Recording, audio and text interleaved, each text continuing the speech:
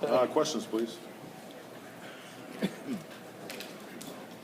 So what are you looking at when you're here? I mean, is there a focus of yours when you're looking at the players?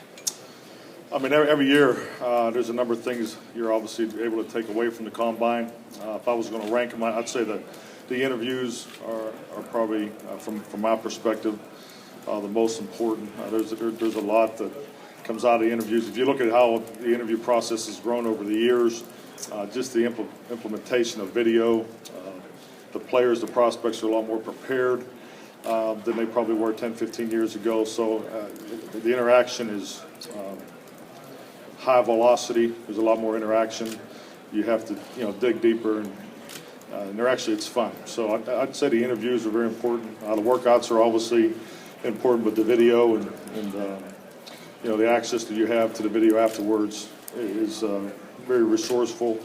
But I think the biggest thing that I've noticed, I don't know, the last 5-10 years, particularly what NFL Network has done with the atmosphere that they've created here at the Indianapolis Combine, is that it creates a great stage for these young men to come in, and you can learn a lot about that, just the way they interact, how they handle every aspect of this process. So there's a lot to gain from coming down here to Indianapolis. Mike, half the teams in your division have new coaching staffs. I wonder if you kind of wondered how you plan for what different things you might see from the Lions and the Vikings with turnover in their staff. Well, with the changes in our division, we'll go about it as we normally do in the offseason. We have a week that we dedicate to each division opponent.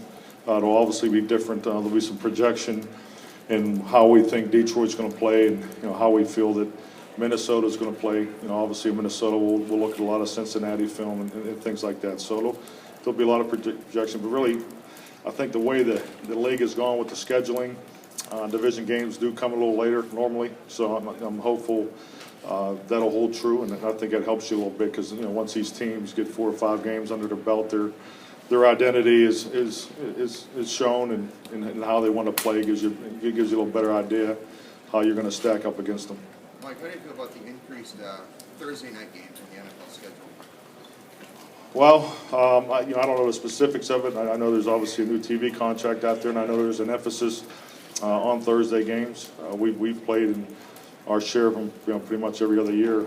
Thanksgiving, I prefer to play the Thanksgiving Thursday game. I think it's a great game to be a part of. It serves a little bit as a small, a mini bye week, to say, late in the year, right before the run in December. So I think the Thursday games are good for our games, good for football.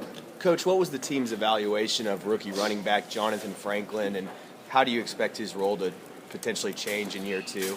Well, Jonathan really did some very good things. I mean, the one game that really stands out is his performance against Cincinnati.